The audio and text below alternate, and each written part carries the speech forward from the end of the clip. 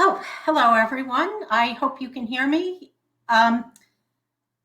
This is Erica Obi. I'm still stunned by that video. And here I am sitting in my Alistair Cook chair on top of everything else, very PBS.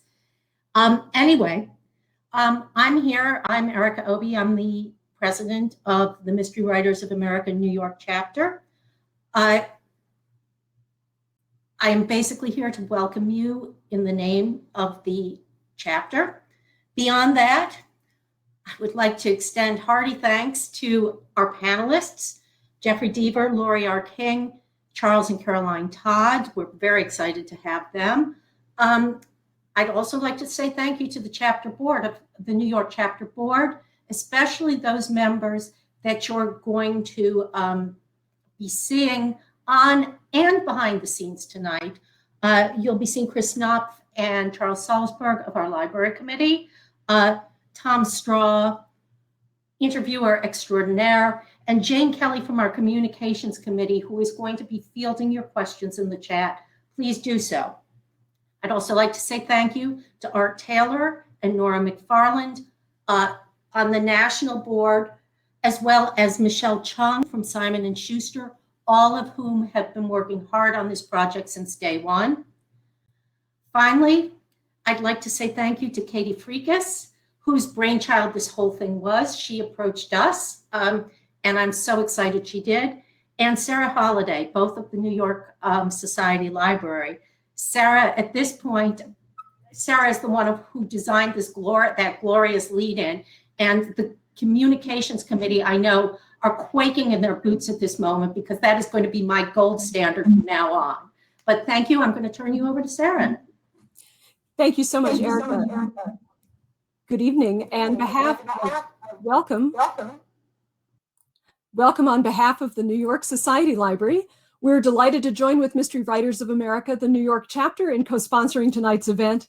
We have so many dedicated mystery readers in the library's community and so many mystery writers also, so I'm sure this will be fascinating for anyone who loves mysteries from any angle.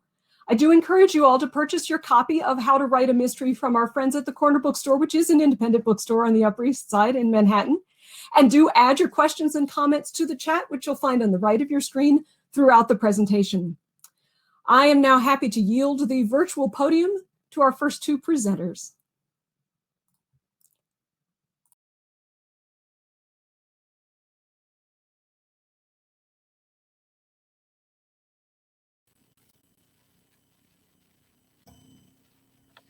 Hey. Hey. Hi, Laurie. Hey, Chris. How are you? Good. How are you doing? I am just fine. Well, I'm supposed to introduce you, but I think everybody knows who you are. So you're Laurie King. But I will say that I want to mention that your latest novel, Castle Fade, was released on Tuesday. So you're up to your neck in promotions and Zoom calls and all that. And I sympathize, because I know it's a lot of work. But, you know, I haven't been on a plane in a year. But it's a fun thing, and I'm really, I'm glad for you. I'm going to start my stopwatch. So this book, How to Write a Mystery, what distinguishes it from all the other how-to books that are out there? I mean, when we chatted earlier, I really liked that you mentioned that it's a little bit more like hanging out at a bar than sitting in a seminar listening to a professor drone on about writing. So I think you guys who put this together really tried to capture more of the kind of subjective essence of what it's like to write a mystery than being purely kind of didactic in your approach. Yeah. What we were after here was a conversation among experts. I became the chair of the MWA Publications Committee, and very soon afterwards, I said to everyone, look, we really need to do a new handbook, because we've had several handbooks. You can see them on the shelf behind me. The last one was by Sue Grafton in the late 90s. And, publishing has changed just a little bit in the last 20 odd years. Yeah, really. So we decided that we would do a new generation of mystery writing advice. And Lee Child was the absolutely ideal person to head it up.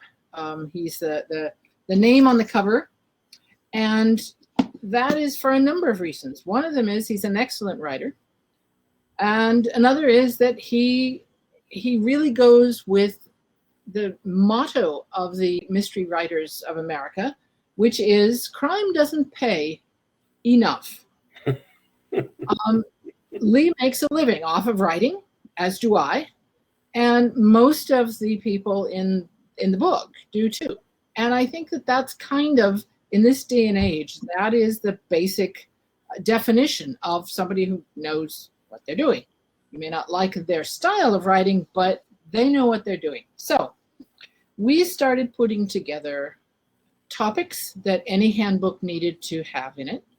We started to match them up with people, such as two of the individuals, three of the individuals. I never know whether to call the Todds a single person or a double person, but anyway, there's three individuals and two authors who you'll see tonight talking about their topics.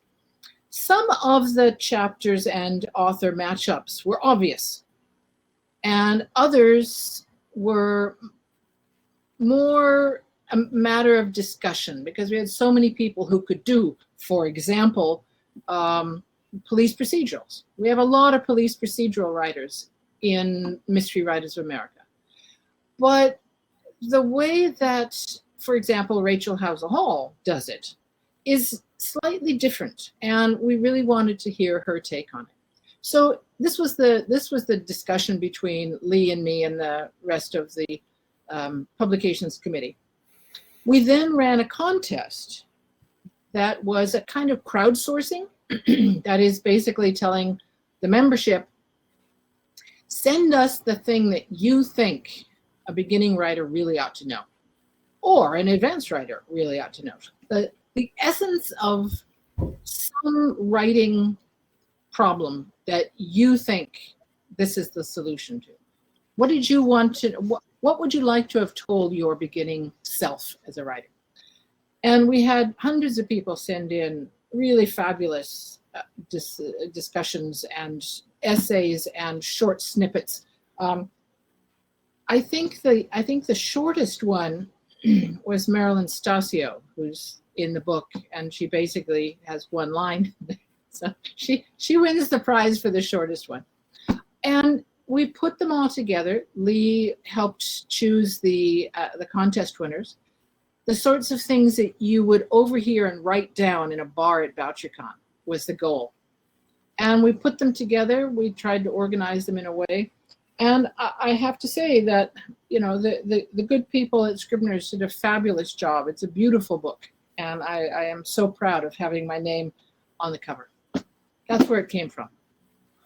Well, you've talked to me too about how prescriptive writing advice is often not that useful, and you feel like you guys really delve deeply into the more subjective areas of crime writing, which I think is really, really valuable.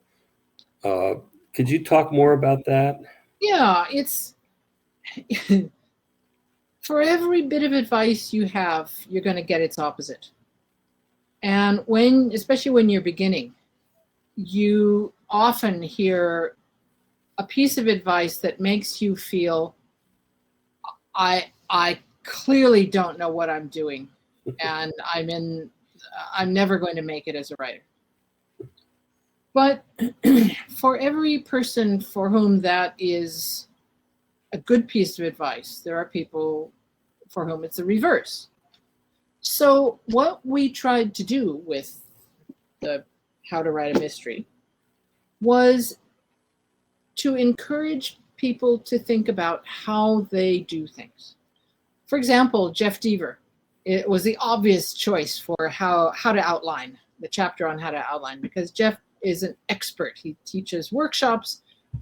He is the perfect outliner. So we had to break him down to 2,500 words, but it was never a real discussion as to who we would have for the chapter. You must outline. And because so many of us don't outline, so many of us, our brains don't work that way. The chapter after Jeff's in the handbook is Lee Child's. And the title of his chapter is Never Outline. So I think that that's a necessary part of the discussion in encouraging people on writing, is that we are all finding our own way. And we get tips and we get clues and we find things that work for others that are just what we needed to know.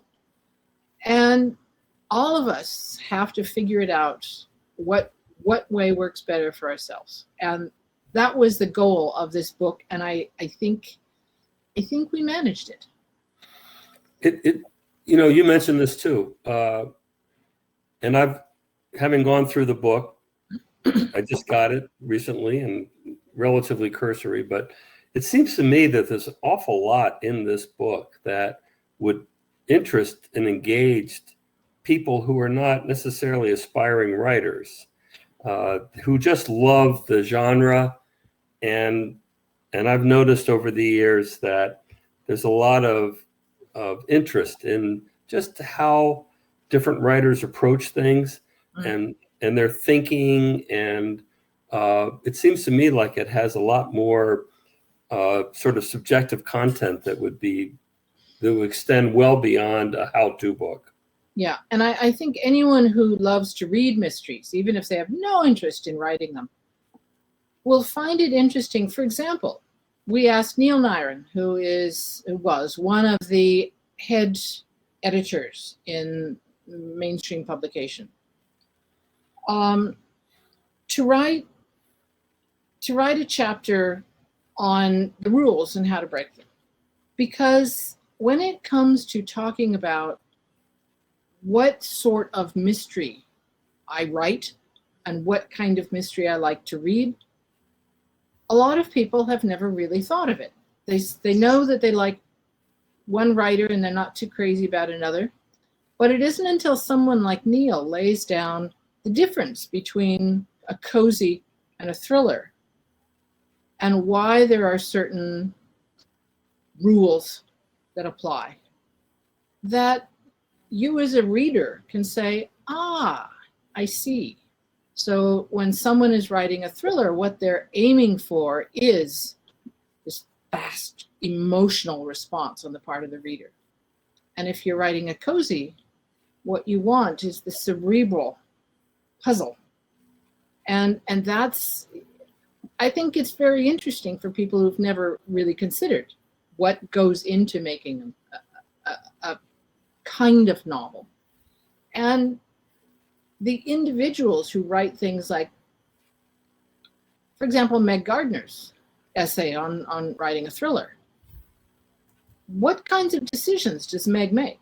I mean, I love her books, and I look at them and I think, how does she do that? And in a chapter like this, you can see through Meg's eyes what kinds of decisions she has to make and what she's aiming at with the decisions. So as a person who loves mysteries, I think that a lot of people will find it appealing just because it's the personal insight into all these different writers that they adore. I mean, there's 70 writers in here, 71 writers, and they all offer a glimpse into their inner life. Well, you mentioned this before, but I'd like to hear more about how you curated the various writers who contributed. I know that you guys had certain criteria, I guess, probably often subjective, but what moved you to select the different contributors? there were a lot of considerations. We started out with an enormous list of possible topics.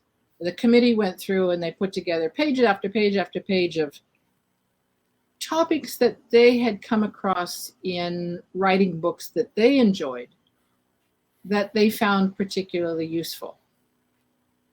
Well, since we didn't really want a book that was 597,000 pages long, we had to kind of cut it down a little. So we started looking at the key essays for not only how to write in general, but how to write today. In the 21st century, how do we write a publishable story? We don't have a lot in the book on self-pub, although we do talk about self-pub because it's an important part of any modern writer's life. It's the consideration of, is this something that I should publish myself? So we needed to have a certain amount of self-publishing information that lets people think about the issues of how to publish. We also wanted it to have to do with the kinds of things that when I started writing in the 90s, my publisher basically said that my job was to write the books and they would do everything else. They didn't want me to do anything. If I had events, I would show up, I would talk, and that was all.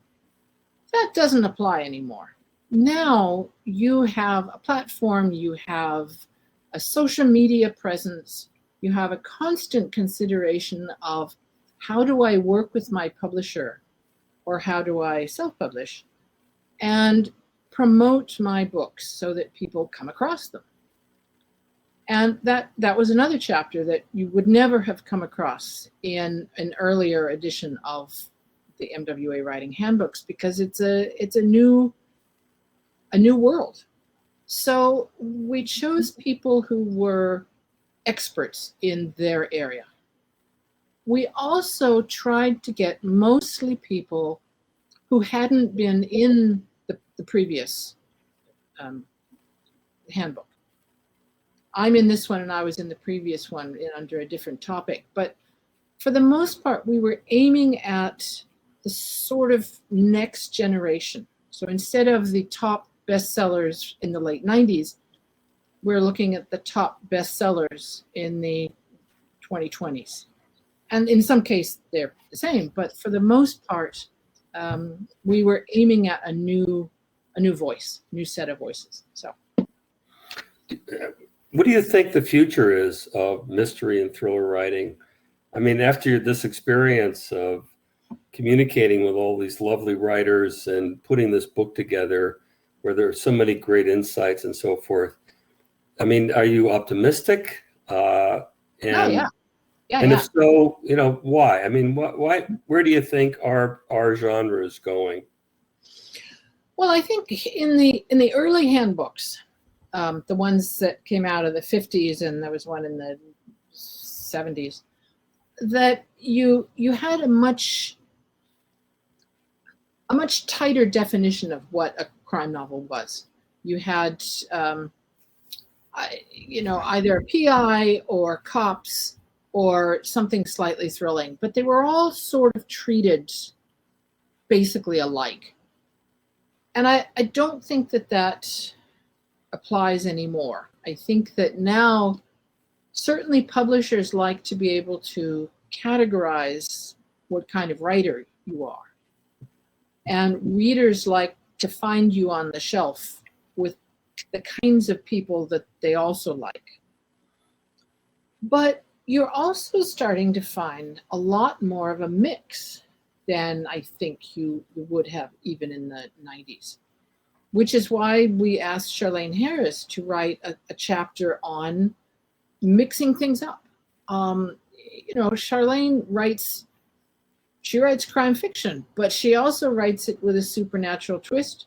She also ventures quite far into the non-crime, but remains mystery-based.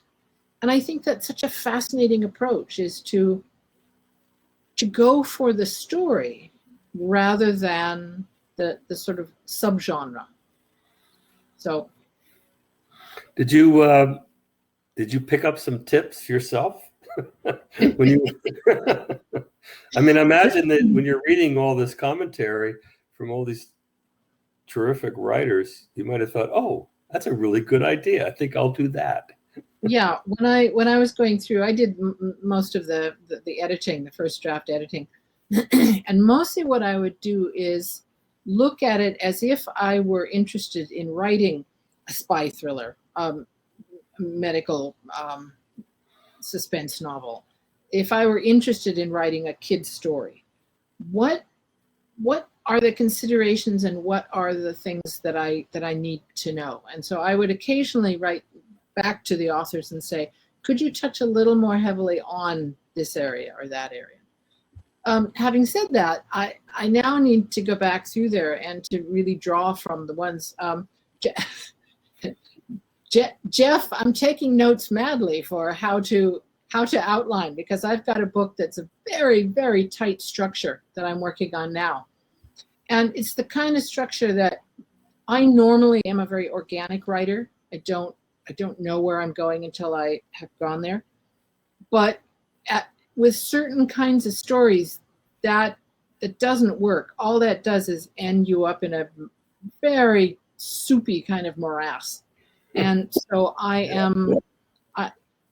my brain doesn't work like Jeff's, so outlining for me is a different thing. But there are nonetheless tips in his kind of thinking that I can say, yes, that's what I need in this area to keep track of this and then that and then that. So have you been inspired to maybe write something you haven't written before as a result of these new insights? Well, I don't think I'll write another how to write a mystery book for a while, thanks. I am, at the moment, I'm still really overbooked, and I have a first draft that I'm working on. But I would like to get into a kid's story at some point. I think I'd like to submit a kid's story to one of the end of the contests, because I think that kind of structure and those challenges of writing for a middle grade reader are very subtle. They're clear but subtle, and I think they would be a really interesting writing experiment. So, yeah, when I read about other people's delving into genres that I'm not part of, all it does is make me feel so much respect for the subtleties, like you say, and the complexities of what others may see as pretty simple. It's really not. It's all very difficult and challenging. Yeah. Speaking of challenges, I think I'm supposed to pass our baton on to the next. Let's hear from, is it Jeff, I think? I think it's Jeff and Charles.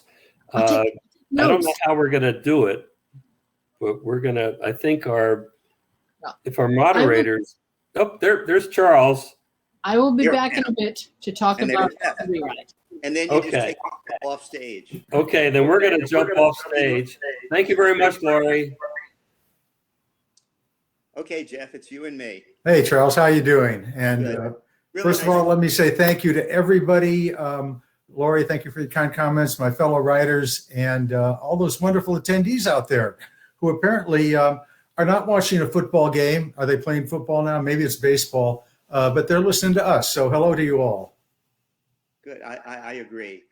It's actually kind of ironic that I wound up with you, Jeff, since I'm one of those who doesn't outline. I don't know what's going to happen in the next sentence or the next paragraph, but I found your piece really interesting and actually persuasive.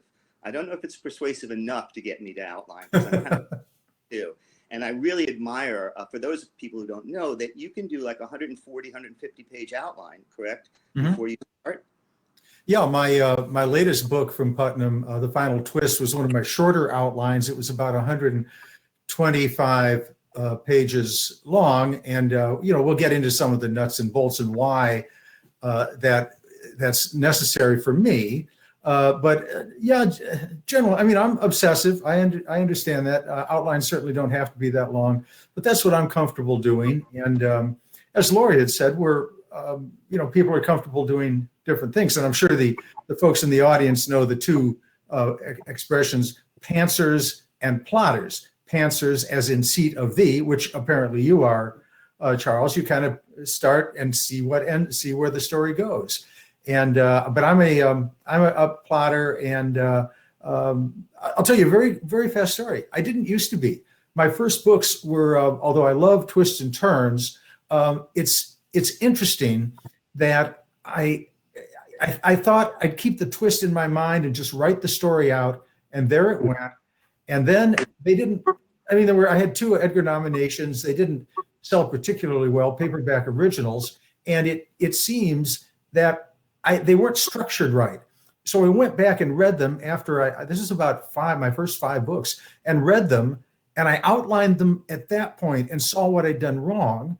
And after they went out of print, I went to a different publisher and sold them once again, but only with the agreement that I could rewrite them, which I did. So the books that you see, my first 5 books that you see now, the early books, they actually went through the outlining process, and I realized that works for me. That you were anticipating a question, because I was going to ask you, excluding the first novel you wrote when you were 11, beat me by a year. I wrote one at 12. I don't think I ever finished it.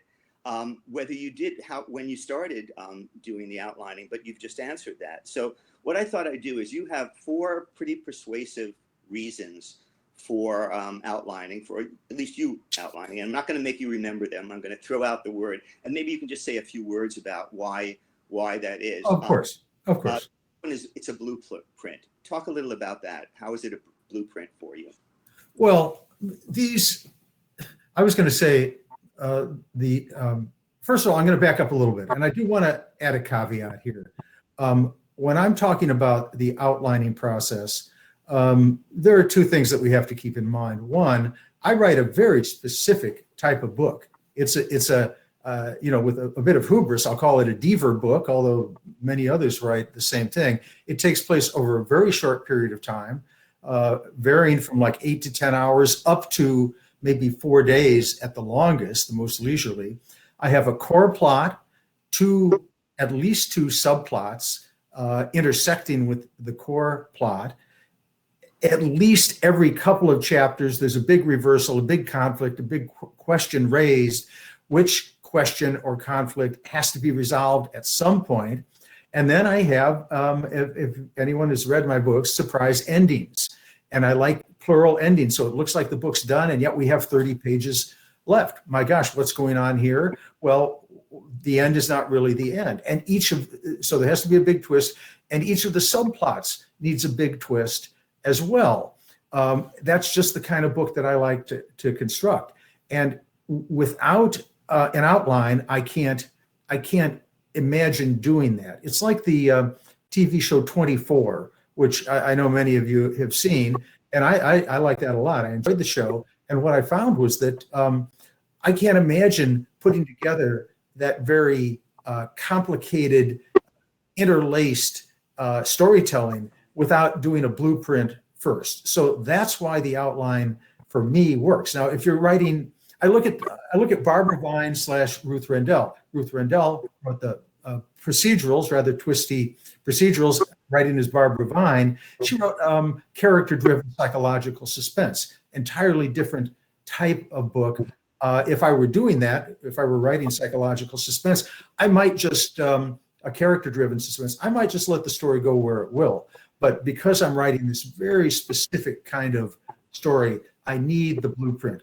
These books are about structure as much as they're about fine prose. And in fact, I would go so far as to say, I would rather read a well-structured book, even literary fiction, than one that was filled with flowery pyrotechnic prose, but didn't really go anywhere. Mm-hmm. It's interesting that you mention that, because I did pick that up in your essay, that you say your books are very plot driven. Mine, for instance, are much more character driven. And you've kind of answered that, is if you were writing more character driven novels, you might not rely as much or at all on an outline.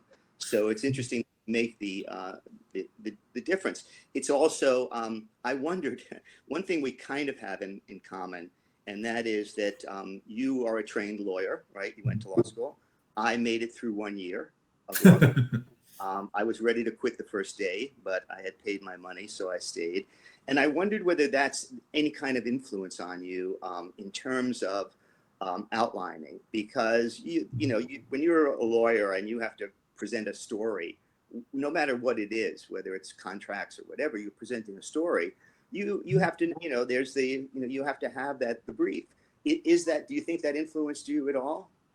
I'm often asked, because I write, genre books about crime, thrillers primarily. A few, I haven't written many cozies, but I've written more, a little softer boiled kind of books as well. But I'm often asked, so you must have practiced criminal law. And my answer is, well, I represented banks on Wall Street. So you draw your own conclusions about that.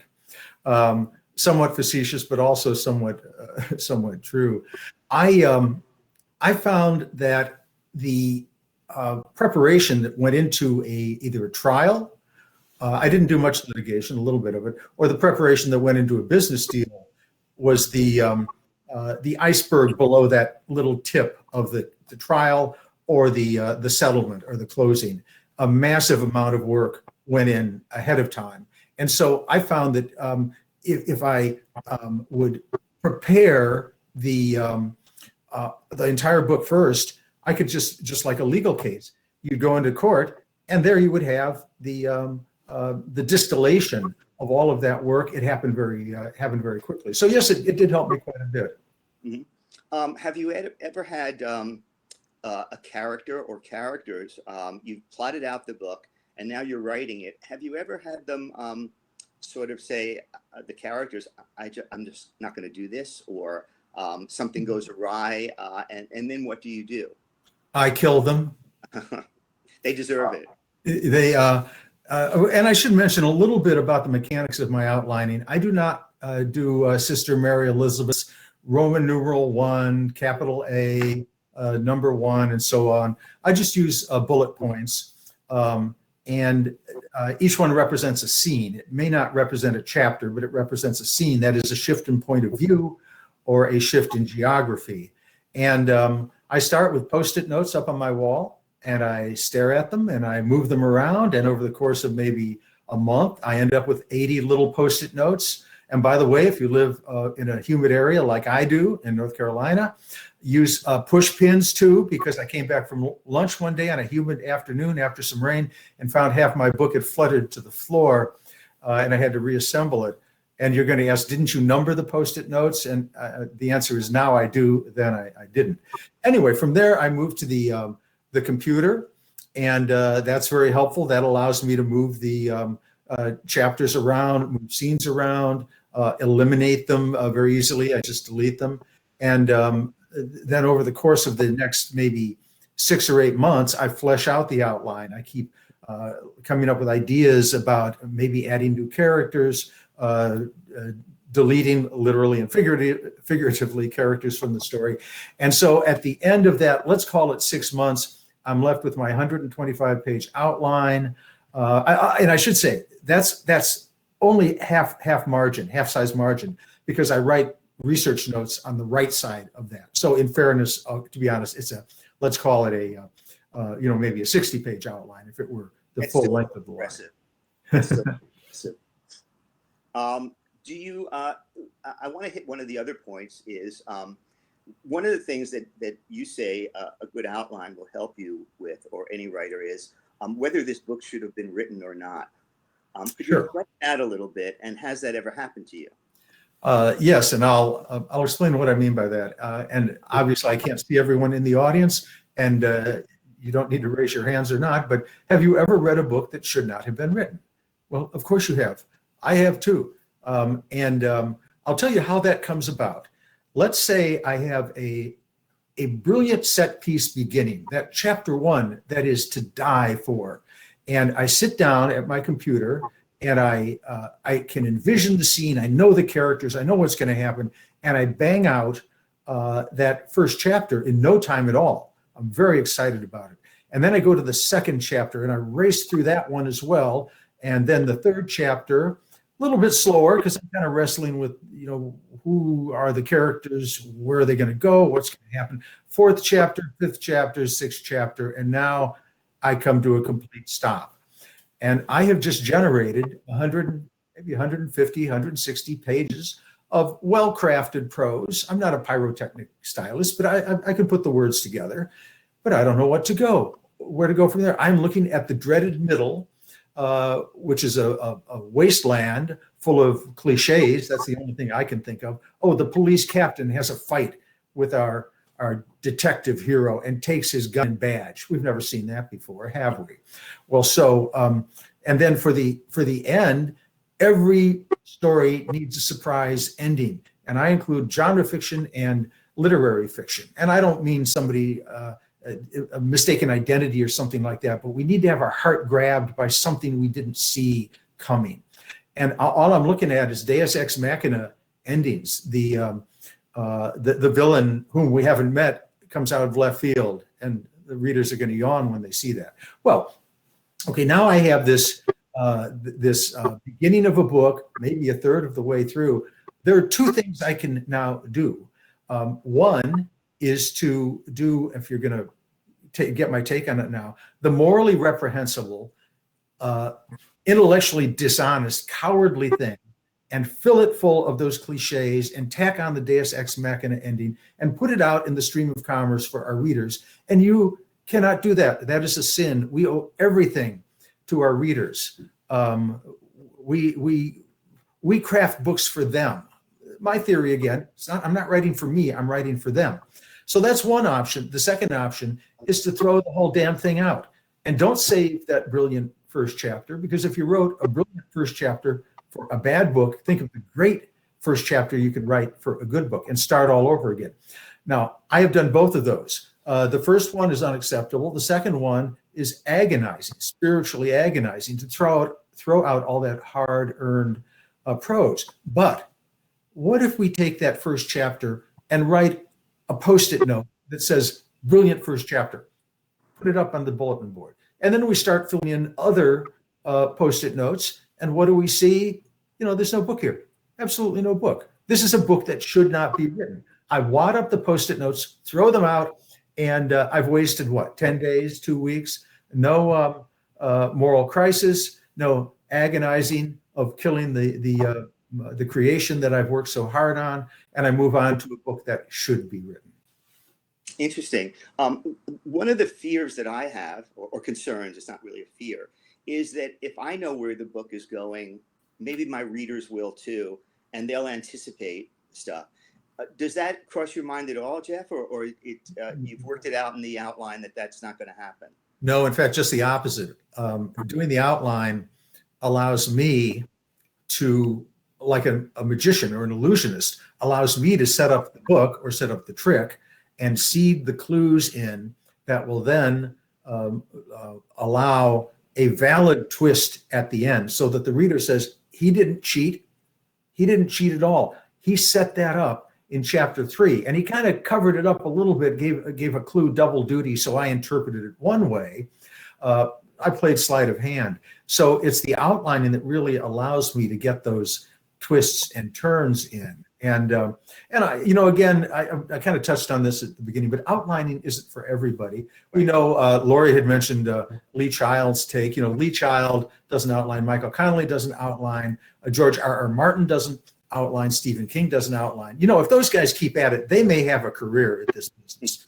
But it's really what you're comfortable with. But I would say in general, especially for beginning writers, or writers who may be foundering a little bit with their story, just remember what Joyce Carol Oates said, and I'm paraphrasing. She said, you can't write the first sentence until you know what the last sentence is. And she doesn't necessarily mean that you have to outline the way I do. In fact, I would recommend not outlining the way I do, because that suits my personality. And Laurie, I appreciate your very perceptive comment on that, because it works for me. It doesn't work for everybody. But I would say that in general, beginning writers need a guide. They need to know where they're going to go. And if they do that ahead of time, it makes the whole journey much, much easier. I think you're absolutely right. It's a matter of personality and the way people, for instance, I was a journalist, and most journalists will hate what I'm going to say, but it worked for me. Is when I had a subject, and had an interview coming up, I never over-researched. I wanted to go into that knowing something about the subject, but having a curiosity of finding out things as I went. The other thing I didn't do is I never wrote down questions. I wrote down areas that I wanted to cover. And you're absolutely right. For me, that worked. It wouldn't work. Most people, frankly, fellow journalists, were aghast at that. If anything, they over-researched. So I think that your advice is right on. It's probably really good for a lot of people to do it, and there are going to be some people who just work on that tightrope a little bit better by not knowing it. Exactly, Charles. And let me say this: all books are about structure of some sort. And the authors I mentioned, yourself included, Laurie, I know, they come up with a structure. Your stories have structure, very, very, very well done structure that achieves what is our essential goal in this business: emotional engagement between the story and the reader. But I just need to kind of get that done ahead of time. And it may be that you others have a mind such that they can kind of envision that on as they go. I just kind of feel more comfortable getting it done to begin with. And let me say one more thing, if I could. And that's it. I occasionally asked, what about the creative part? Where's the, that wonderful joy of crafting prose that comes from the muse, who knows where? Well, you have to understand that my outline might be section 42, chapter 42, say. Coulter Shaw finds a clue in a museum that was burned 10 years ago. That's all it says. That's when I sit down, open my imagination, and craft. When I type, I sit in a room that actually is darker than what you're looking at right now, and type, I touch type, and I kind of picture Coulter Shaw, the hero from The Final Twist. I'm imagining him doing things in this building, coming up with a clue, and then out comes that whole chapter. 20 pages or so, or nowadays, chapters are 4 pages or 5 pages. But that's, the outline doesn't interfere with that. The outline is merely a springboard that allows that mysterious creativity that, if we could bottle it, we'd all be billionaires. Who knows where it comes from? But that's what takes over. Right, and you're absolutely right. Every successful novel, poem, story has a beginning, a middle, and an end. That's a structure, and then in between is what you fill in. This has been great, Jeff. I may fool around a little bit and see. Well, thank you, Charles. It's always a pleasure to talk to you. Thank you, and I think Erica and Laurie are next, correct?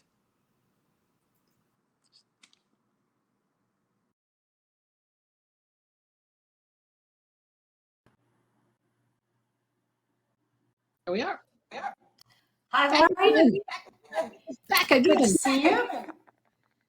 Good. I'm setting my stopwatch too. We've all been terribly disciplined about time here. And I want to say a little bit away from rewriting, but I'm interested in this. I love The Beekeeper's Apprentice. I'm a fan. But I came to your books via Kate Martinelli, not via I love Mary Russell, but I came into your books by Kate Martinelli. I don't think we necessarily need to discuss the difference between those kinds of books, or not, especially not right away, but I would like to keep that in mind, because that is a very, I don't even know, it's up to you. Is that a very different series? Was your approach the same, or, and I don't mean to sandbag you if you don't want to answer that right now. we can move on to rewriting, but I did want to throw that out. Well, I think actually it goes in nicely with the idea of the rewrite.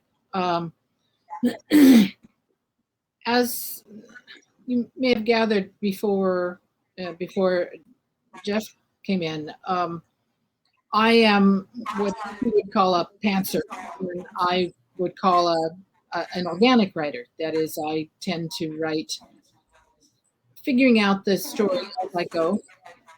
When I'm writing a book, and I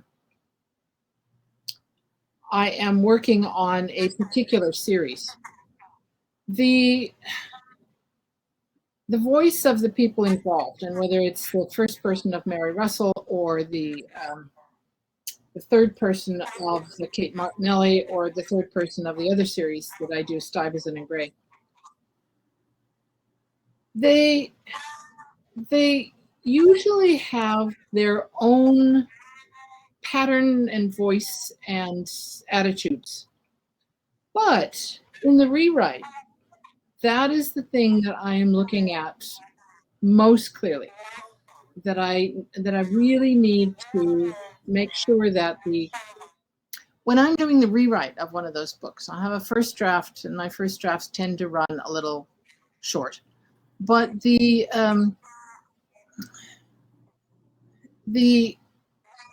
rewrite is the place where I want to make sure that the voice is correct.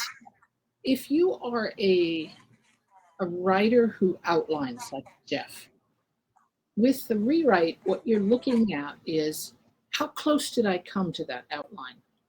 Because all of your outlining is deliberate, and you need that pacing, that pattern of storytelling that you laid out over the period of days and weeks that you were working on the outline. If, on the other hand, you are like me, an organic writer, the rewrite is the time when you look at what is the story I actually told? How do the pieces fit together? And how do they really tell the story that I was looking for? So in, for example, the Martinelli books, what I am looking for is simple American English, third person. I'm looking at the limited third person point of view for the most part. And I need to make sure that everything feels right in the process of telling the story. So this is specifically to do with the rewrite for the different kinds of series. The Mary Russell series is set in 1920s England mostly. Her English is not 21st century American English. She writes her memoirs, these are her memoirs, in a very formal and deliberate academic kind of English, so that the language and the vocabulary and the reflections that you find in the Russell books would feel very strange if you came across them in the Martinellis, or indeed in the other 20 series, Stuyvesant and Gray. So what you are doing with the rewrite is making sure that that book is telling the story that you want it to tell. And that essentially is, is what my chapter in the handbook is about. Well, then I move to my next question, which is, do you enjoy rewriting? And I'm speaking as a former academic. I actually find rewriting more relaxing than writing and following my imagination. My biggest terror is the blank page. I've taught writing. I've got a PhD. I know how to look at a text and see how it works or doesn't work. The terror is, start a story. So I throw that out. How do you feel about rewriting?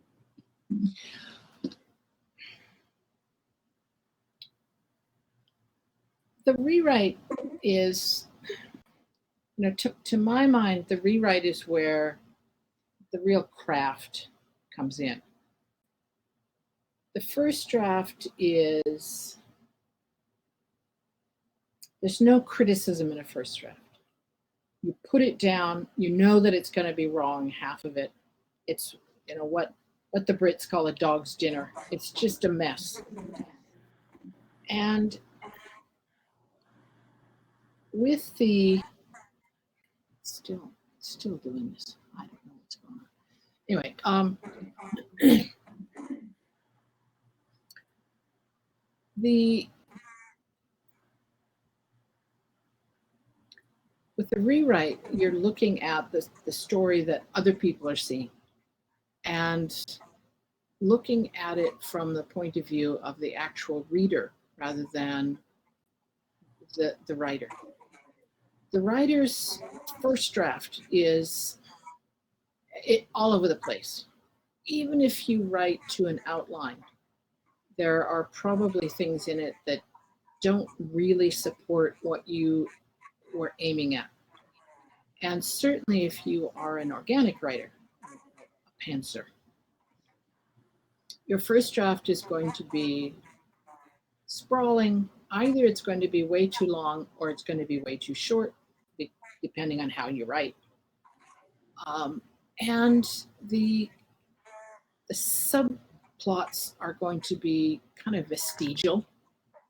The characterizations may occasionally be very good and often will be very sparse because you're not really sure who this character is yet.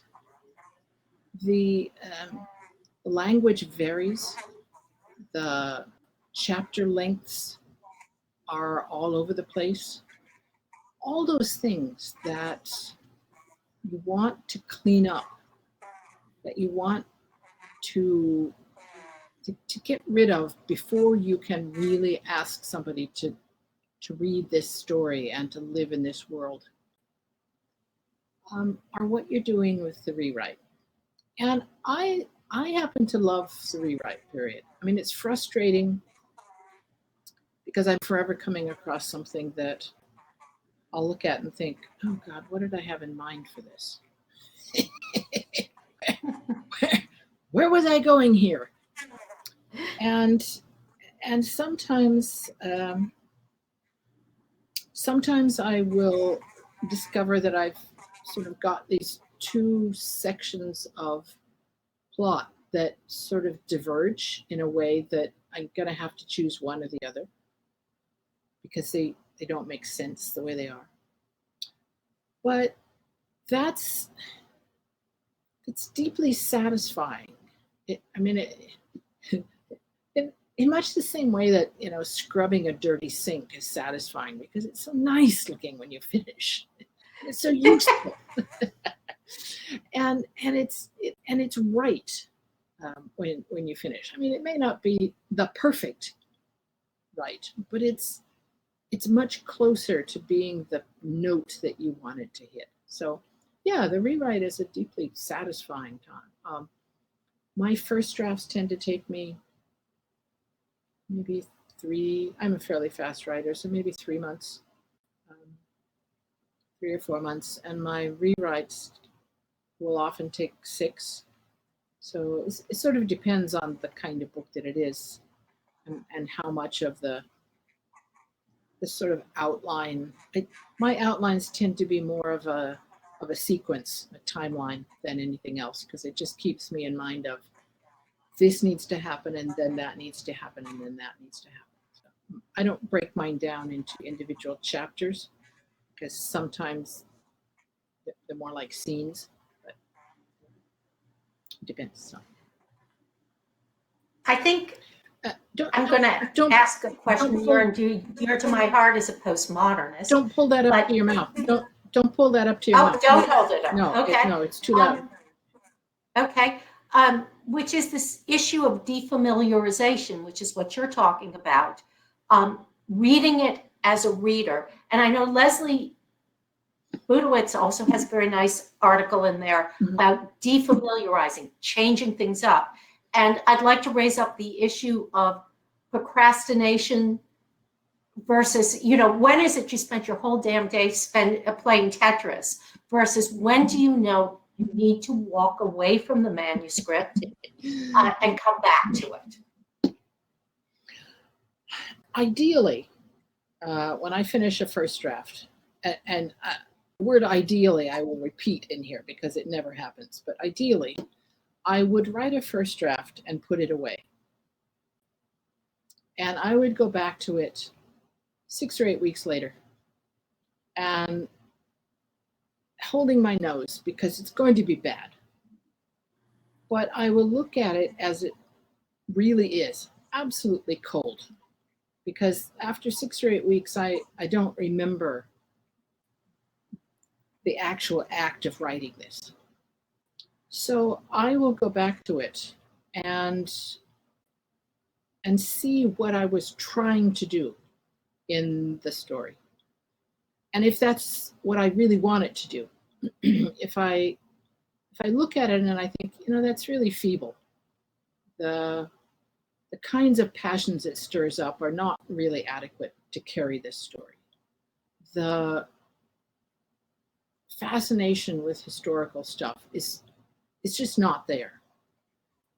What do I need to really boost it? Because my first draft is there just to make sure the machinery of the plot works.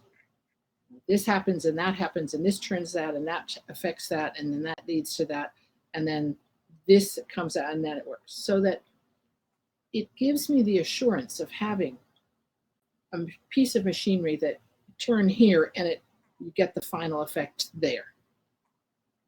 But that's not a novel.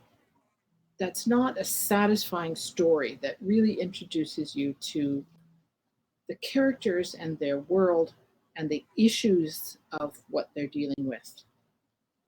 It's just a piece of machinery. So in the rewrite, I look at that piece of machinery, knowing that it actually works.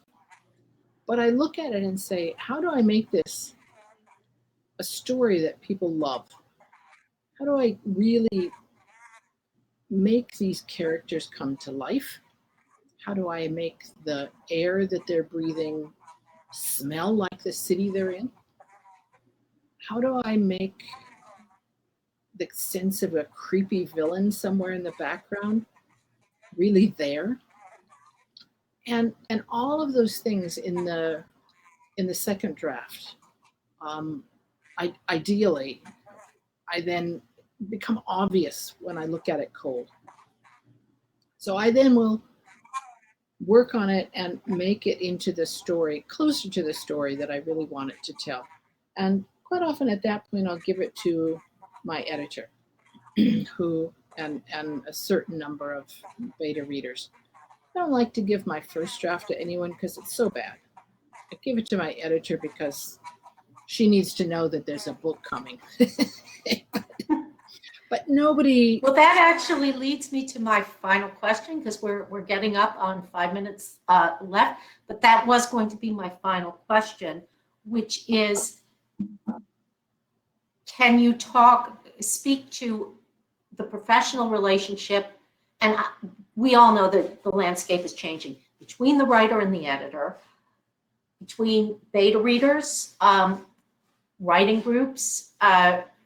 Could you just speak to that? Because those are supposedly the real cold eyes, no matter how cold you want to make your eyes. Yeah. Could you speak a little to that?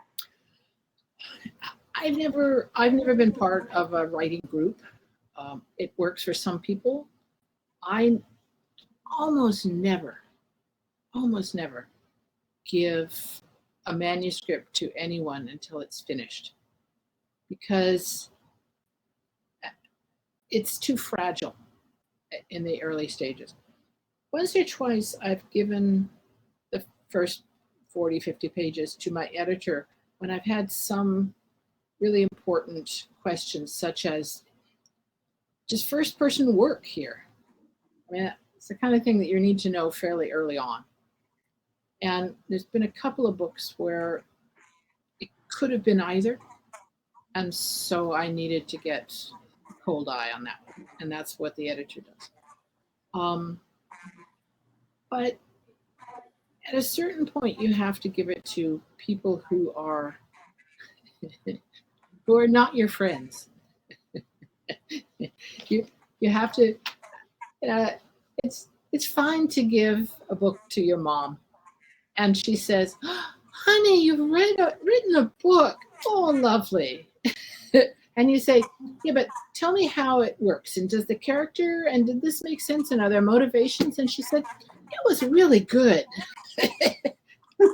That's not the kind of reader you want at that stage. I mean, it does publish, and then she'll say, "Oh, it's fine," and you say, "Yeah."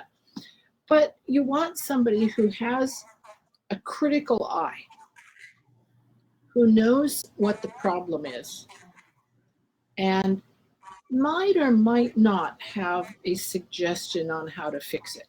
Normally speaking, if I have an editor that I trust who really knows what they're doing,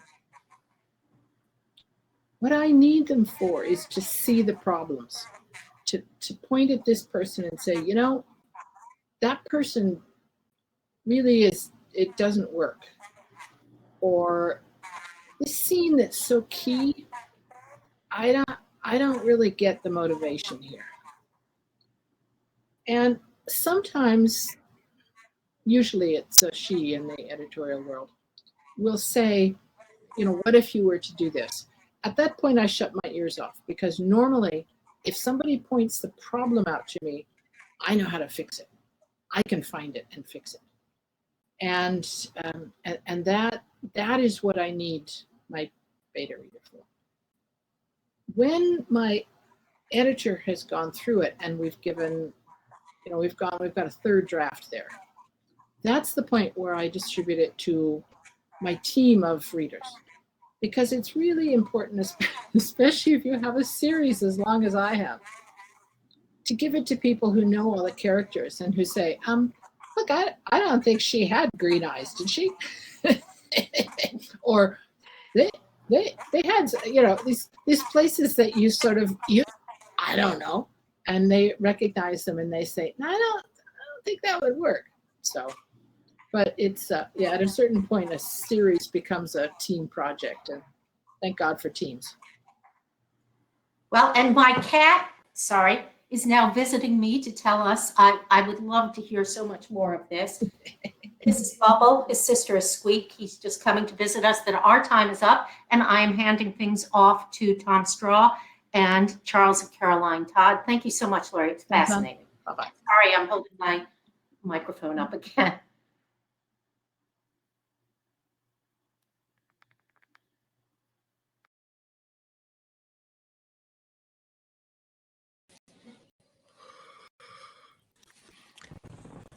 Hi there. Hey, Tom. It's nice to see you again. I guess we last saw each other at Sleuthfest 2 years ago. It was. It's a pleasure to see you then. Yes. That was pre-pandemic. Yeah, with the last one beforehand. Well, you know, I thought I'd begin here. Not a couple years ago, actually, it's been a decade or more. I went behind clanging bars and was a guest speaker at the Writers Club at the Federal Maximum Security Prison in Lompoc, California. Now, you may ask, where's this going? It was 3 hours with a group of inmates with writer concerns, just like all of us. They asked about plotting, character development, and then a hand came up. Should I have a writing partner? Now, you have to picture this. I took a chance with this room of 40 hardened criminals, many serving life sentences. And I said, well, it depends. It can be a good thing with the right one. But some partners, I don't know, they were supposed to stay awake in the getaway car. And thank God they burst into laughter. Now, I doubt you're going to see Charles Todd gunning the engine while Caroline hands a stick-up note to a teller. But I wouldn't rule that out. As partners, they have shown it's a possibility. You never know. Well, that's what I'm thinking. You're full of surprises. Fortunately, most of them are on the page. They are a mother and son writing team publishing under the pen name Charles Todd. I'm going to give you your backstory a little bit in brief. Charles and Caroline are New York Times best-selling authors of the Inspector Ian Rutledge series and the Bess Crawford series. They have published get this, over 30 titles, including 2 standalone novels, an anthology of short stories, and over 20 short stories published in magazines worldwide. Their works have received the Mary Higgins Clark, Agatha, and Barry Awards, along with nominations for Anthony, Edgar, and Dagger Awards. I just finished Inspector Rutledge number 23, A Fatal Lie, and by the way, loved it. I think you probably saw my post. And I see now that Rutledge number 24, A Game of Fear, is coming soon and is available for pre-order. I guess you could say, as writing partnerships go, these two are doing okay. Welcome, and it's an honor to be with you. After 25 years, maybe we're getting something right. I'd like to start off, I was thinking of where do I jump in? And I thought I would start off by going all Dr. Phil on you a little bit here. Caroline, I'd like you to look at Charles and tell him, for us, what is the best thing about working with him? Oh my goodness. I won't be able to live with him after this. No. The odd thing is that our relationship as mother and son really hasn't figured into this very much. When we first thought in terms of writing a book together, there had been something that triggered this. And we were curious to see if this combination of two people could make it work. But he has organizational abilities. He hadn't had much experience in creative writing, but he had a lot of experience in business writing. I don't outline, he does, but I tried to show him some of the ways that outlining could work with the characters, with the plot, with the things we had seen, because we're both mystery buffs. We're both history buffs. And so as we were working on this together, he began to see the value of letting things play out, find out where they were going, choose how they were going to work. He loves words, as I said. I love words. We love to travel. We love to explore things that we need to do. We've walked trench lines. We have been up in a World War I plane. We've climbed towers on churches to get the right perspective. We've done all sorts of things that make it easier for us to see the perspective of what people of the books are doing. So, all right. From that point of view, it's really been a very creative process. It's something that we had to learn.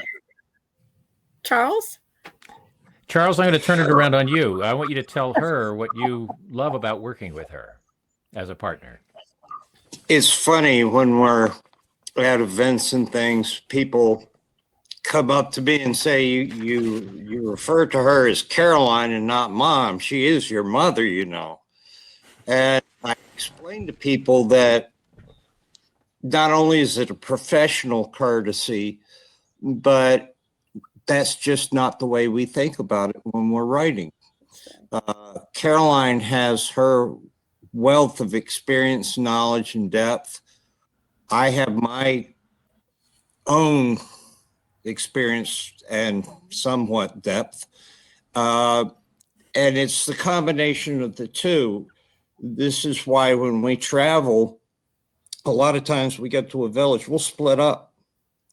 She'll go one way, I'll go another. And it's not until later in the day that we get together to compare notes, because what might attract my attention in this particular place is not the same as hers. And it doesn't do any good for me to just follow her around and look at what she looks at. We go out, we take a look at things, different things come to our attention, different things appeal to our particular interest. And it's that bringing all that together and remembering most of all that for a reader who picks up the book, they don't care, and it shouldn't matter. Right. We feel very good that it says Charles Todd on the cover of the book because, as Jeff said, we believe we are storytellers. We come from a long tradition of storytellers. And the key to being a good storyteller is to put it in such a way that the people who receive the story understand and enjoy it. Can you tell me a little bit about the nuts and bolts of your workday? Not the whole day long, but is it a Monday through Friday thing at a set time? Are you together when you do it? I mean, I saw in I saw in this that you live in different cities, I guess, but when you're together, even in the same place, you still works in separate rooms, right? Yeah, Yes. let me explain that. When we first started this project of writing the In Rutledge series, I was in one state and Charles was in another. So we had to learn long distance communication. Fortunately, we had computers to help us. Yeah. And because of that, we still write best in separate rooms. But when we go to conventions, book signings, we're doing research, we get a chance to get together and discuss things. How do you feel about this? What is your thinking there? Do we go with this? Do we change that? How do you personally perceive it? Not writing, just talking. And that has been something we missed during the COVID. For 15 months, we couldn't do that. But Right. we managed. We still got our books out on time. We've learned to do what everybody else did, find a way to cope. I assume you outlined too. That probably. Oh, no. I don't really think there is a 9 to 5 for an author, especially with the addition of the marketing and social media responsibilities. It's pretty much a 24/7 thing. But even before the whole marketing social media aspect came in, both of us, I know I can speak for myself. I always used to keep a notepad and a pen with me at all times. Mm-hmm. Because you never know when all of a sudden something and you scribble. And if you wake up, I think what he's trying to say is that something will come up that we hadn't anticipated. And by the way, isn't this partnership in action? Oh, yes. His screen is frozen and you pick right up. Together. I mean, he and I have gotten 25 years of learning to think and finish each other's sentences. It's really, but it's because we work scene from scene. And because we take each scene, first chapter, first scene, first chapter, second scene, go building it up that way without any idea of where it's going. These things we work out together until we're both satisfied. When we're satisfied, it goes into the master file. We may change that later, or we may not. It will depend on what comes later in the book that might impact something in the first chapters. But basically, we build it forward, and we don't know until the last 30 pages who the killer is or why. It comes out organically out of what we have constructed, and all of a sudden, as Rutledge sees it, or as Beth sees it, we begin to see it too. Are you I back think it's on, Joe? Yes. If you, the biggest thing is you can't let ego get in the way. To go back to what Jeff was saying about you write this glorious first chapter, you get hung up on, man, this is just awesome. You have to, your first priority is what is right for the book. If you let your ego slip in, you start losing the strength of collaboration, and the book suffers as a result. It always has to boil down to what's best for the book and what's best for the characters in the book, primarily Ian Rutledge and Bess Crawford. And So, yes, we disagree, we argue, we fuss at each other, but in the final analysis, that's the ultimate criteria to decide what goes and what stays. I'd like to You add know, in something. support of that, go ahead. One of the things we emphasized in the manual was the fact that if you don't make an effort to have the third voice, not Caroline, not Charles, but Charles Todd, the reader is going to be distracted. Did Caroline come up with that twist? Did Charles write the battle scenes? They're not reading the book. They're looking at the process of the book.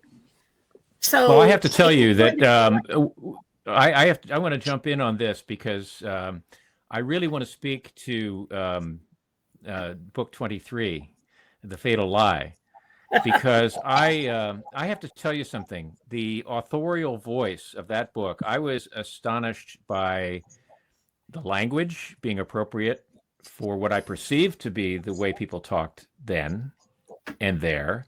The atmosphere you created, it's a high achievement, and I marvel, especially when I think two people did that, not one, yet it comes out as one. That's why we work at this. This is why that third person, the author, is the most important person in the process. And because of that, we have this integral way of looking at things. We understand what the motivations of the characters are. We understand the scenery because we have walked it. We also have this feeling of wanting the best for the people to express themselves. And when you do all that, you build this up into this third person that we're after. But don't get confused and think it was easy. I mean, the first year, there was no collaboration for Dummies book out there to tell us how we were supposed to do it.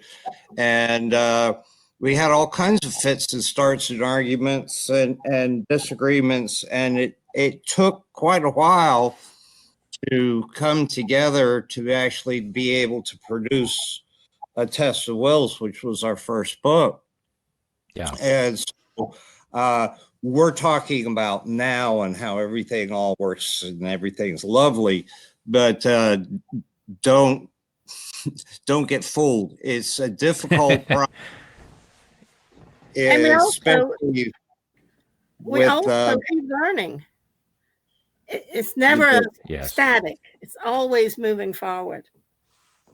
In the minutes we have left, there are two components of writing partnership. And by the way, I could go on all night with you guys, but there are two components that I would love to have you speak to. One of them showed up as a question from one of the people in the audience tonight about how difficult it is facing rejection, getting started, keeping going. There is a tremendous emotional component to being a writer. Beyond the writing, do you guys keep each other going? Well, originally my father kept us going. He was our proofreader early on, and he would get each chapter. He pretty much came out of the printer, and he was just always saying, "All right, I finished the chapter. Where's one?" So that definitely added some pressure to keep going.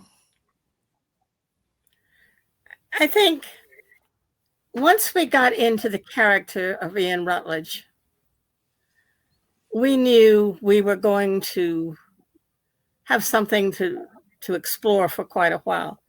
There was something about him, about the war, about the aftermath of the war, what a country was going through, that really had nobody was talking about World War I then.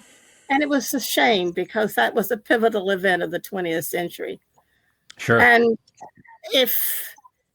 as we explored this man, we kept seeing more and more and more in him, more and more in the war, more and more into the the awful peace that came afterwards.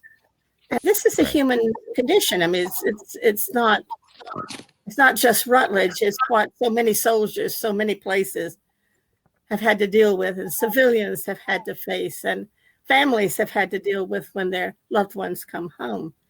Well, you get into that with, I noticed that Rutledge has a partner, Hamish, and that's a way of, I think, a very astute way of bringing out the PTSD that you're talking about, I think. We talked to a lot of psychologists and psychiatrists about that because we wanted it right. It's not a gimmick. Charles? We felt two responsibilities, really, and they stay with us. One, if we're going to write stories set in England, it's critically important to us, and we take a lot of pride in getting it right.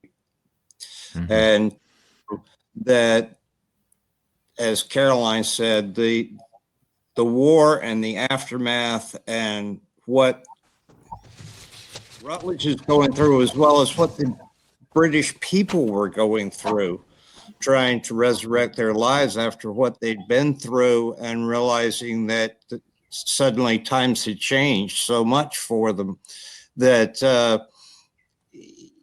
it's very important not to just say, well, that was a sales gimmick that we just dreamed up and said, how can we make this work? I think it would be unjust to the people of England and be unjust to the servicemen and women who gave so much to the war. Amen. Charles and Caroline, I want to thank you for generously sharing your insights and your time tonight. Also for the wonderful writing that has sprung, with much more to come, I'm sure, from your partnership. I want both of you to stay put because I'm going to step aside and I'm going to open the door for Laurie King and Jeffery Deaver to join you and take questions. But meanwhile, thank you very much for this. Appreciate it. It was our pleasure. Thank you, Tom. It's good to see you again. It was. Likewise.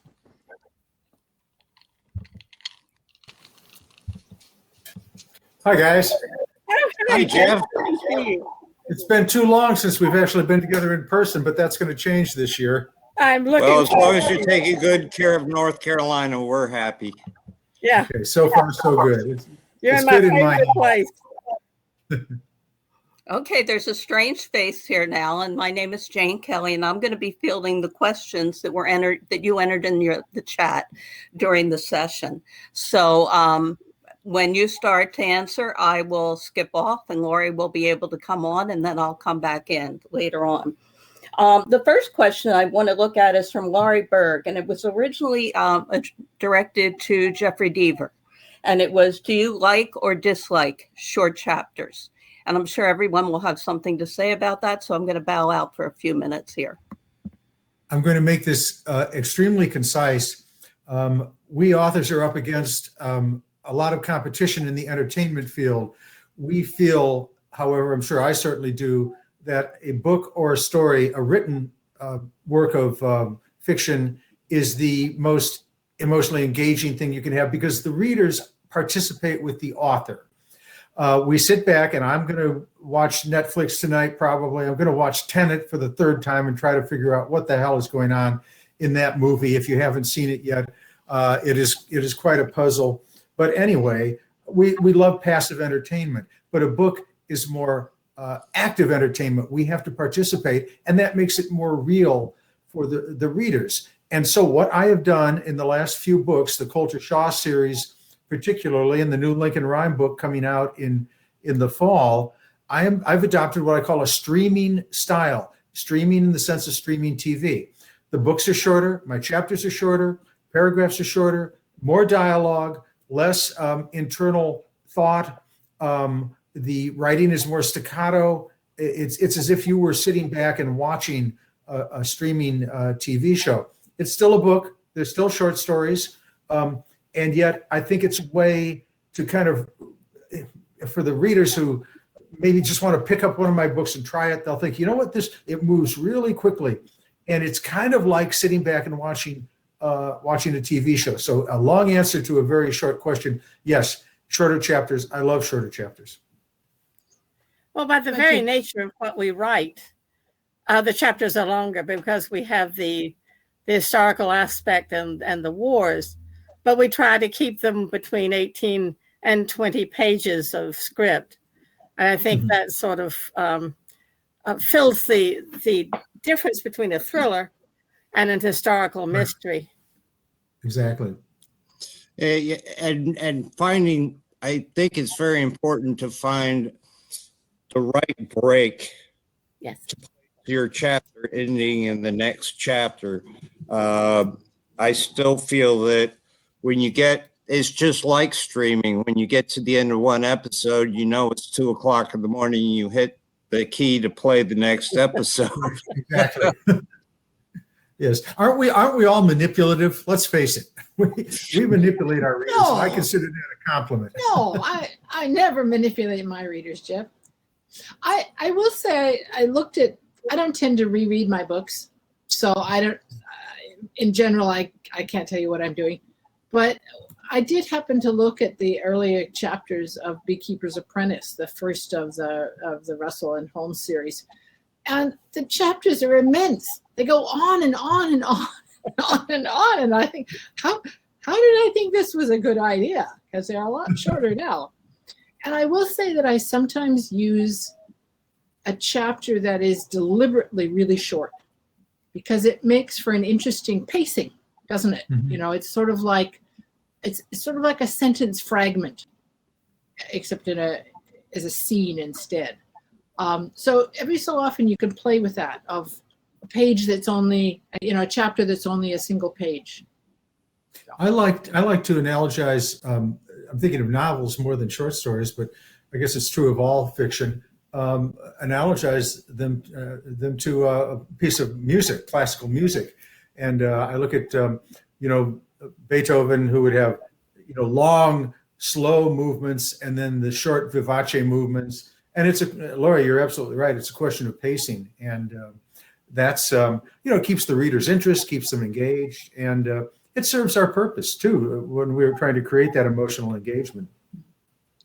Or also humor. I mean, sometimes if you're looking for humorous, something that is that short is by itself, unexpected and therefore a good place to stick sort of larger joke.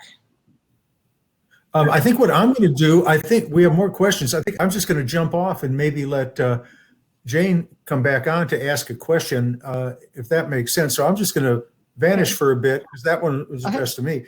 So I'm going to.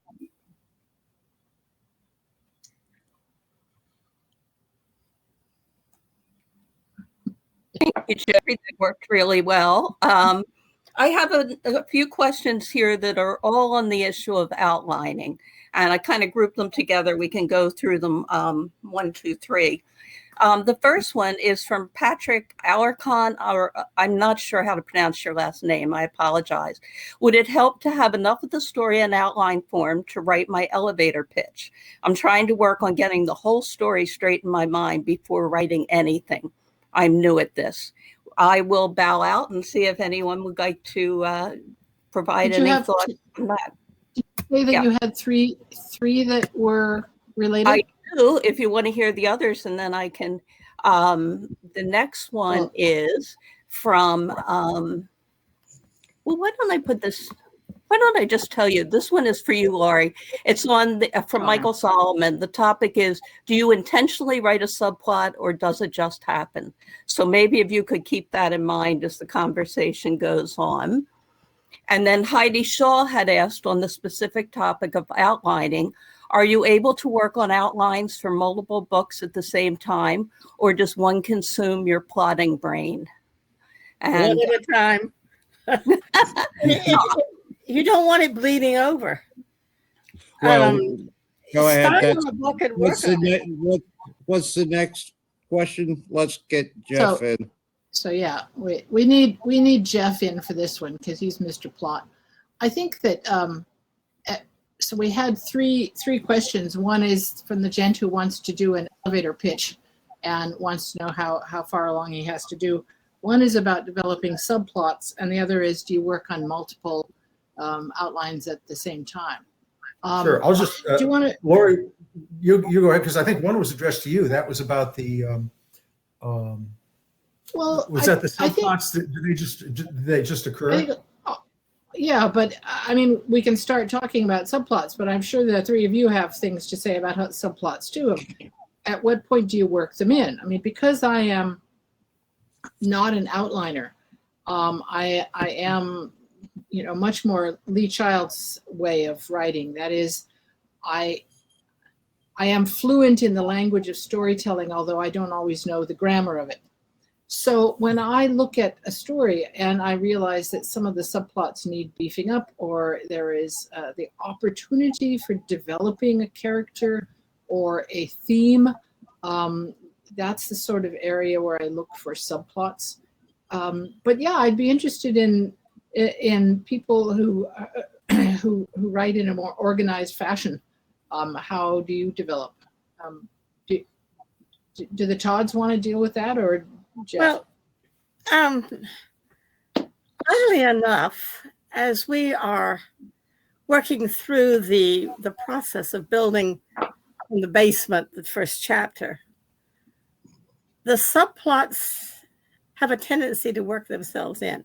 I don't know why, I don't know how, but all of a sudden, 40 pages later, we'll suddenly realize that something we had said on page 45 is pertinent to what's happening now, and it's a subplot. I mean, Charles may be able to explain it better than I do, but I don't know whether it's a quirk in our brains or just the way we process the work.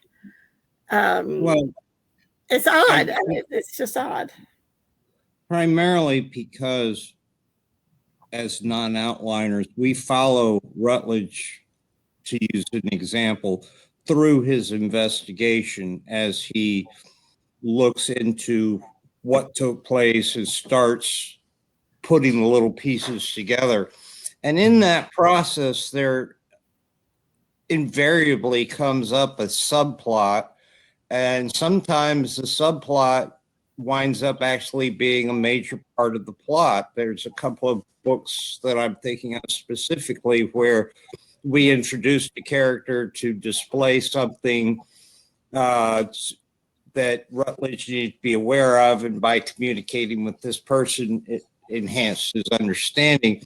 But his relationship with that character turned into something a whole lot more than we expected, and led into a subplot that actually wound up being one of the main focuses of the book. So I guess our answer is it's more dynamic. Mm-hmm.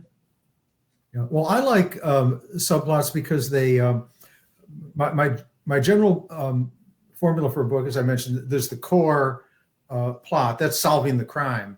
But in crime fiction, we're I was going to say allowed, but we're actually kind of encouraged to look at other issues too. So I like a romantic issue. Say Coulter Shaw meets a love interest. That's a subplot that maybe she turns out to be a femme fatale. That will affect the main plot. We don't know that. I'm not sure when I'm starting it. And then I also like geopolitical plots. We're kind of encouraged to write about that. Like the head of a drug company is doing something nefarious. An OxyContin plot that doesn't really have to do with the main plot, but that maybe the electric grid, maybe it's some financial shenanigans, but that just gets readers turning pages. That's what I like about the subplots. So where they come from, they kind of just like you. I mean, I do it in the outlining process, but it occurs probably when I'm looking, like you mentioned, page 43, Charles. Maybe it's kind of like in the third section that I'm outlining. Oh, good time for a subplot, and I think readers like that engagement. Go ahead. What I find interesting is how different writing a thriller is to an historical mystery. And that has been fascinating on this whole program. Sorry, Laurie. No, I just was going to ask, one of the questions was about multiple projects at once. And do you guys work on more than one book at a time? No. We did 3 books in 1 year, and I don't remember that year very much at all. I do, but I think the question was, can I outline two at once? And no, that becomes confusing. But I can write a book once the outline is done. I can do an outline for book A, and then actually having finished the outline for book B, I can do that prose. So that's possible. I have to be careful, but I don't want to have one character appear in a book where he shouldn't be, and I don't want to get into the mind of a character.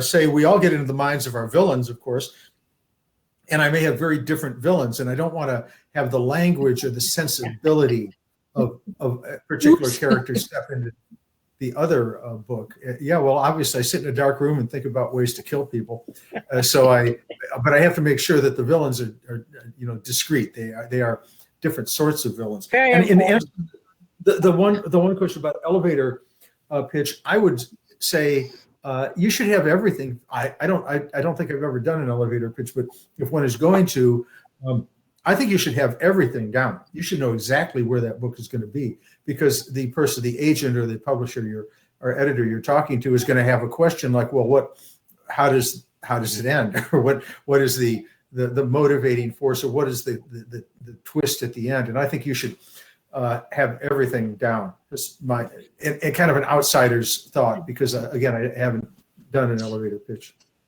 Or God forbid the editor says, great, send me the first 100 pages, and then 2 days later says, great, I want the rest. Right, yeah. Yeah, my proposals are about this big, so I'm going to step away so Jane can ask the last one.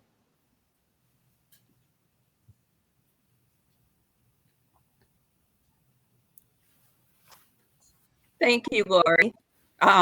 I'll let you back on very shortly. I have one more specific question, then kind of a general question that was presented that we can wrap up the evening with. The specific question comes from Michael Solomon, and he was looking for thoughts on, he writes, I write in detail. I want my readers to see my characters and picture the room they are in. I describe it in detail, etc. I know we've kind of touched on this on different issues, but if you could address that, and then why don't I just give you the wrap-up question so we don't have to worry about my coming and going. And Jean Mensing had asked, what got you started writing mysteries and what kept you doing them? So that will be our final question for the evening. And then either I or Sarah will come back to say goodnight. But are you okay with those two questions? The detail of description and then what you did and what you got it started. Thank you very much for accommodating me coming in and out here. I appreciate it. Thank you. Oh, thank you for your help, Jane. We couldn't do it without you. Absolutely. And Sarah and Erica too. Thank you all so much.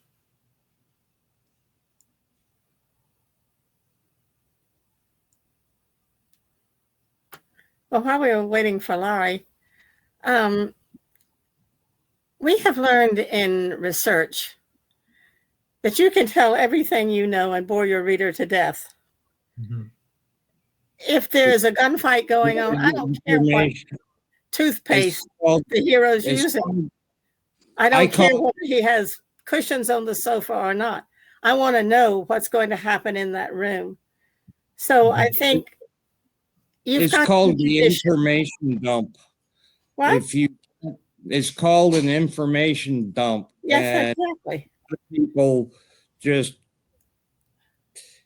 that's the problem Caroline and I have is we do all this research and we find all these fascinating things and we really want to put them all in, and unfortunately the book would be 800 pages long. But also, you might want to mention, Caroline, how we don't really describe Rutledge or Bess and why we do it that way. We don't describe them because I have found, and I love mysteries, and I've been reading them for umpteen years, and I want the character to be the man or the woman in my head. I don't want to know so much about him or her that I see something that isn't there for me. So we have been trying to do this to give the reader a chance to create in Rutledge and create in Bess the person they are most interested in following, whatever aspects of the character and the personal description. We know he's tall, for example, dark hair, dark eyes. We know he has a good smile. He's a good listener.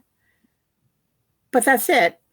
And it's fascinating to listen to people tell you what they think he looks like, because each one is individual. It's just, you ask them, people will ask you sometime, who do you want to play Rutledge if he's ever screened? And we say, who do you want to play? And we've had everybody mention. It's just, it shows that the character is reaching them. And that's what we're interested in. Well, Laurie, I really appreciated your comment about first draft. Mine is exactly the same, very rough, and I just bang it out quickly. And one of the things that's included is way too much detail.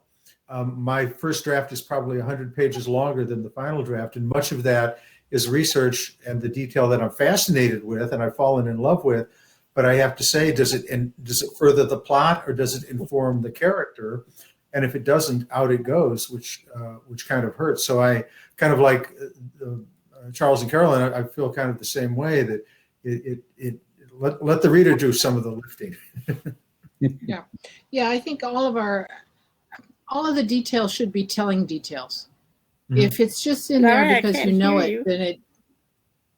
Well, I'm sorry. Are the others of you hearing me? I can hear you. Yes. Okay. Well, they should be telling details. That is, if you can't figure out why you have it in there, if it was just a fun fact that you liked, unless it's saying something about the character, the place, or the plot that's going on, do you really need it in there? Mhm. And those of us who write very loose first drafts have these collections of bits and pieces that we've taken out, and you always compulsively hang on to them because you think, I might want to put it back in. Right. Never, Exactly. never put it back in. You never do. You're right. Do you have a file too that's like, I don't know, 400 pages long? Yeah. Every book has a cuts file, and every book I go through and I think, no, I don't need that. No, I don't need that. No, don't need that. But we can't delete it. I can't delete it. I just don't have the No. courage. No, it just lives right there. So, what got us started as being writers, and why do we continue? Mortgage payments? Anyone for mortgage payments? Jeff, what got you started? I mean, you talked about it a bit. I knew I wanted to be a professional writer, full-time writer when I was 11 or 12. I love stories. I love books. I had no talent for sports. I spent all my time in the library. And actually, there were kids at that age who would enlist the other children who lived on the block to play, softball or kickball or something like that. I enlisted them to act out movies I had written. I mean, plays. I didn't film it. But I just knew I wanted to be a writer from that early age. It seemed like storytelling was a good thing. It took us away from our problems. It taught us things. It was emotionally engaging. It was fun and exciting. And I like crime because I just did some audible.com original horror stories that I kind of enjoyed doing. But basically, I think crime fiction gives us the chance to do what I said before, tell a story about good versus evil. We always love that. In my books, good prevails at the end. And also look at other issues, get emotionally engaging stories about love and romance, and then those bigger issues. And crime allows us to do that. And the occult, the fantasy, as popular as it is, certainly that's kind of it doesn't have that immediacy for me, and I didn't think it would have that immediacy of real threat for readers the way crime does. Yes. I started out as an essayist. I loved creating a scene or trying to make a specific point. And then when I started my professional career, I wrote a lot of technical manuals, training manuals, taught a lot of training classes and those kinds of things. So I enjoyed the ability to put words on paper where I could see a tangible result coming from that. And the rest of it's all Caroline's fault. Well, I beat you, Jeff, by a few years. When I was 7 years old, I was given a reader in my school. It was supposed to last the whole semester. I read it in one weekend, took it back to the teacher the next day and said, could I please have the next volume? She said, there is no next volume. So I got my father's National Geographic's map, turned it over, got a crayon, and I was going to write my reader. The problem was at 7 years of age, I didn't know enough to write an entire reader. But the little boy who was traveling in the reader I did read fascinated me, and I wanted to do what he was doing. I wanted to go to Holland and Spain and Italy. And so this started a train for me that has lasted all my life. I traveled too much in my youth, so I came late to writing, but I have enjoyed every minute of it. I will do it until, like Phyllis Whitney, I'm 100. Can you imagine we get paid to make up things for a living? Does it get any better than that? I love history. I love history. I love writing about it. It's wonderful. It's the classical what if, and then you go from there. Yep. And they pay you for it. So I think, Jeff, you had to fly away. I just wanted to say, as the co-editor of this book, I wanted to thank the three of you so much for joining us and for speaking out for these sorts of things. I mean, it's a fabulous book. It's been wonderful. 100 times better than I possibly could have imagined, and that's because of you guys. So, well, and Laurie, you made it. I've been involved in a number of anthologies, and you made it a delightful experience. It was nothing but absolutely fun. That's the key. You mean your heart didn't sink when you got the letter? An awful lot of credit. It's just amazing. All right. Okay. I'm jumping Thanks, off Jeff. now, but thank you all, and thanks to everyone involved, and thanks to those folks out there. I have to go get the dogs from one place to another. That's my vital mission at the moment. So go do your dogs. Well, okay. It's good to see you, Jeff. We really appreciate the library and MWA and all hard work, and especially the people who joined us tonight. Yes, thank you all so much for coming. So did Sarah want to come back in and say anything, or? Thank you so much, presenters. Thank you so much, audience. This has been fantastic. I do want to point out to you that we do have a follow-up workshop related to this event. It's in the middle of my flyer here on the screen next Monday. So take a look at our website. The link is here in the chat to join in that. We also have a few of our other public programs advertised here, and you can find much more at nysociallibe.org. Again, that link is in the chat. Do purchase your copy of How to Write a Mystery from the Corner Bookstore or your favorite indie. And do take a look at Mystery Writers of America, the national organization, and the New York chapter, to whom we are very grateful for co-sponsoring this event this evening. So thank you so much. Thank you, Sarah. Good night. Night.